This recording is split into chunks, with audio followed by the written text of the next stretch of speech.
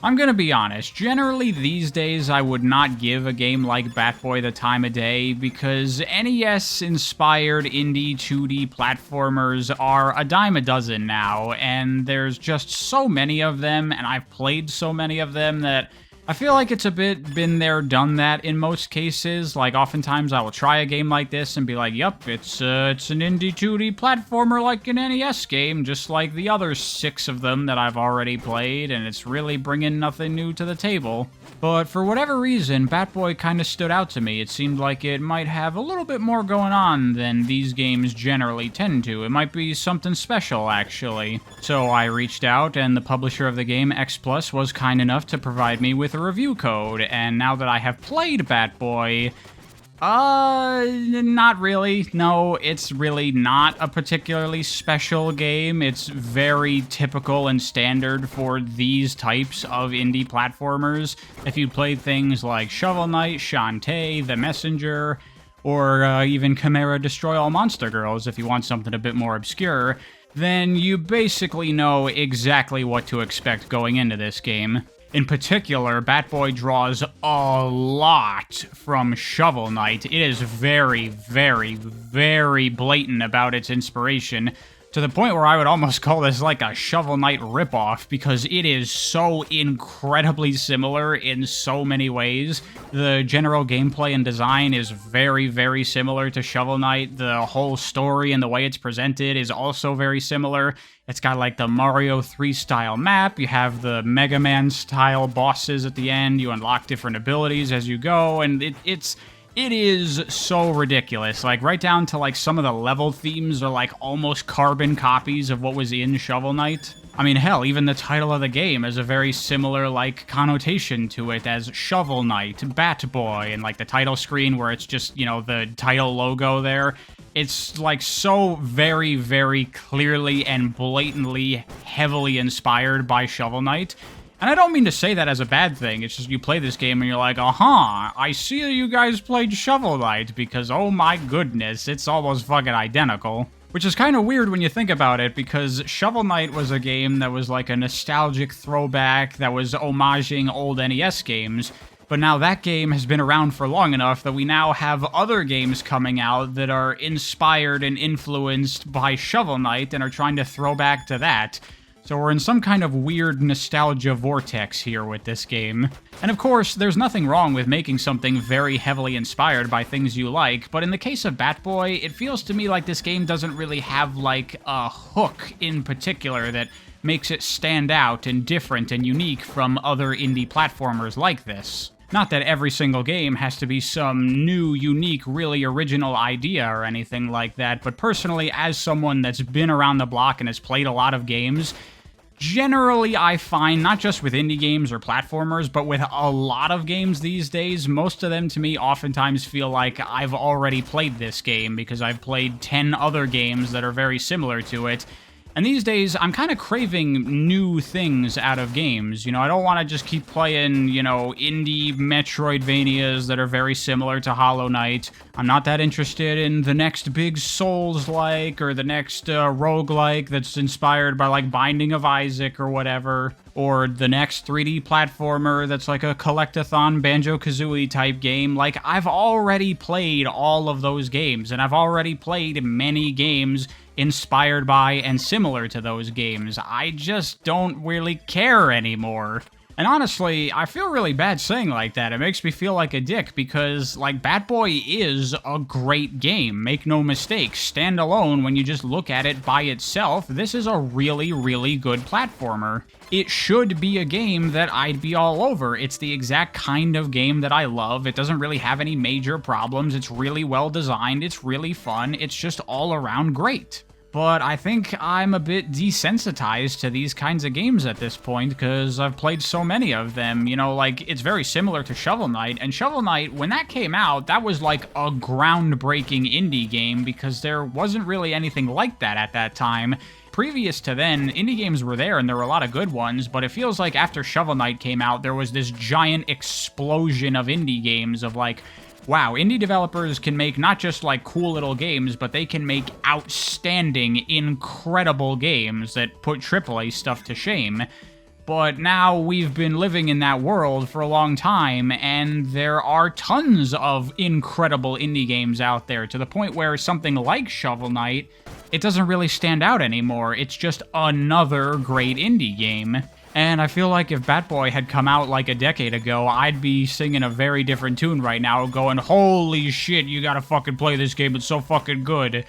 But sadly, that is just not the world we live in anymore, and I don't have that same kind of view on games anymore. But you know what? That's really unfair, so how about we stop lamenting how unoriginal this game is, and we actually talk about the game itself. So with Batboy, the main thing with this game is the bat and how that's incorporated into the gameplay, because naturally you can swing your bat as an attack, and you can also do it in the air where you do like a spinny thing that hits all around you. And you can hit everything in the game with your bat, be it enemies, hazards, projectile attacks, whatever. And as you would expect, hitting things in the air will cause you to bounce off of it. And this results in a pretty cool way of approaching the platforming challenges and obstacles and stuff, because everything is a platform. Absolutely everything is a platform. Like, enemies are not just obstacles that you need to kill or avoid, you can use them for platforming tools, which is not something uncommon for platformers, but with Batboy, the fact that literally everything can be utilized in this way is pretty neat. Instead of going through the levels avoiding all of the obstacles, you're kind of like actively anticipating the obstacles. You want those obstacles to come your way so you can utilize them. And the game capitalizes on this fact very well. The level design here is really good. It's the similar kind of stuff to what you would see in like Mega Man type games or Shovel Knight, obviously. Every stage has their own different gimmicks going on, and they all utilize the core mechanics of the game very well. This is the kind of design I like to see in games, where it's like no stone left unturned designed, as I like to refer to it, where you have systems in the game and you utilize them in as many ways as you possibly can for all kinds of different gameplay scenarios. The core structure and flow for the game is very typical with what you see in these kinds of games. You got all the main levels that you gotta play through, and at the end of each of these levels is gonna be your big Mega Man boss-style encounter. Outside of that, you got a couple of collectibles you can get for upgrades and stuff, and, there's a little hub area to talk to NPCs, you got shops to spend your money on for various different upgrades. Like I've already said, it's very, very standard stuff. The one thing about Batboy that I guess kinda stands out a little bit for these kinds of games that I do quite like is the progression system, not just like the health upgrades and stuff. I mean, as you would expect for like a Mega Man Shovel Knight style game like this, every time you beat a boss, you get a new ability of some kind. But unlike in Mega Man, where they're different weapons, or unlike in Shovel Knight, where they're different, like, Castlevania/Zelda-esque gadgets, here in Batboy, what you unlock is new moves, and the majority of them are different platforming maneuvers. The new moves you unlock are governed by that green stamina meter there at the bottom of the screen. It's got a couple of pips, and you spend a pip to use one of these moves, just like Shovel Knight. But what I particularly like about this progression throughout the game is that over time, the game kind of shifts a little bit in how it works. Because early on, it's a very, tight game, similar to, the NES Mega Mans, where you gotta focus on the platforming and you gotta do it the way that you're supposed to do it, because you just don't have any other way to go about it. But as you get further and further into the game, you unlock more moves. You get an air dash, you get a grappling hook, you get a dash move that you can do, you get an invincibility thing that's exactly fucking like the one that's in Shovel Knight. What starts as a fairly tight platformer starts to get looser and looser, which I really like, because it means that you can start to take more shortcuts and do more skips and start to get through areas more quickly and efficiently. But also, you gotta manage your resources and not spend all of your stuff, so that way you have it when you need it. It's very fun. The platforming gets faster, more complex, and deeper the further you go into the game, and that is a very cool progression. You especially get to feel that when you, go back to earlier levels to hunt down collectibles, and now you have all these platforming abilities, and you can just soar through these things, just flying past everything using all your new movement abilities that you didn't have before. It is a blast, and this game has a built-in speedrun mode, and I think it is definitely going to be a very, very good, fun game to speedrun because of all this cool movement stuff that's here.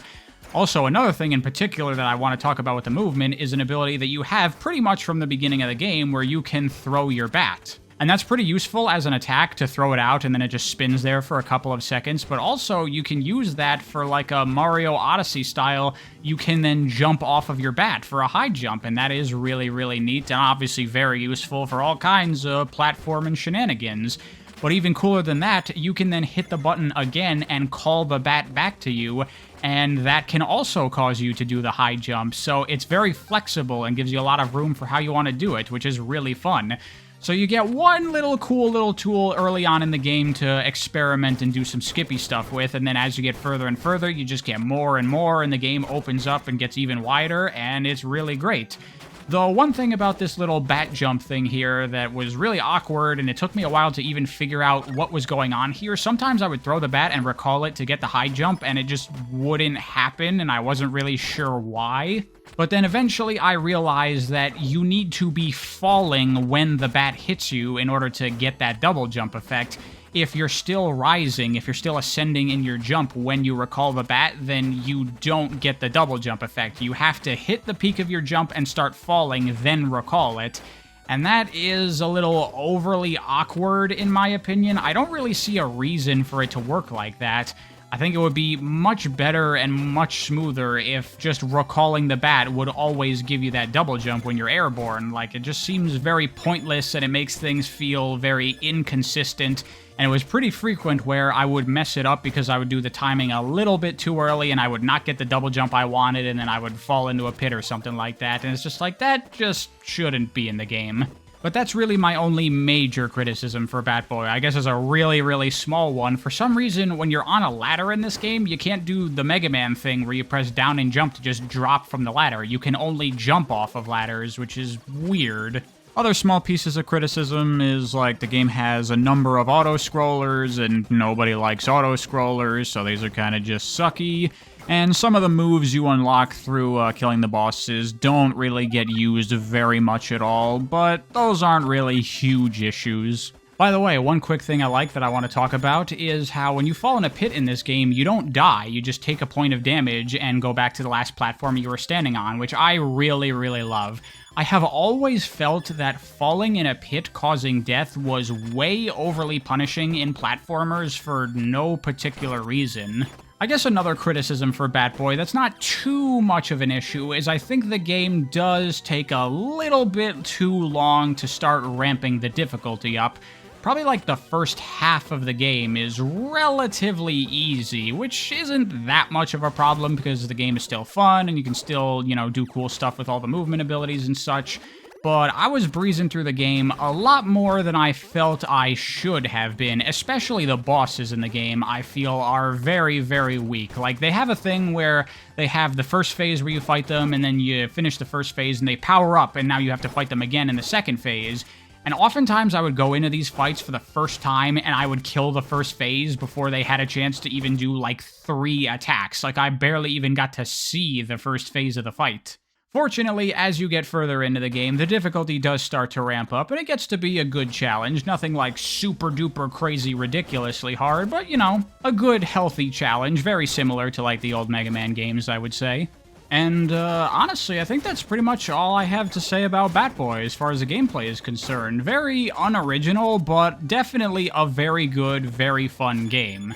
I feel like I don't have to talk about the art of the game. You can see it for yourself. It's very nice, very well done. The story is pretty much nothing, whatever. It's just like a scenario to get the game going. It's kind of cute, the premise of what they got going on here, how you're like a high school kid and you got all your friends who play all these different sports, and then you all have your different sports-themed superheroes. You know, that's a cool little idea. I like that. They all have cool outfits and designs and stuff. And that plays very well into the gameplay of the game because you have all these different bosses where they incorporate different sports into the fights. So, you know, they're throwing balls at you, and then, of course, you're Batboy, so you're hitting them back at them and stuff. Like, yeah, that works pretty well.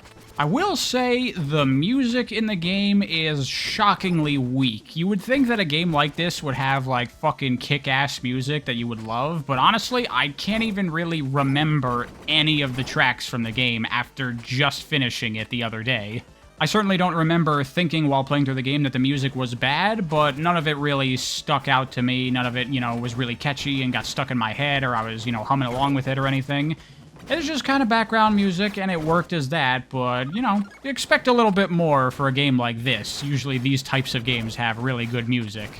And, yeah, that's Bat-Boy. Good game. Despite all of my complaining earlier on, I would generally recommend this game. It is really well designed, really fun, really good.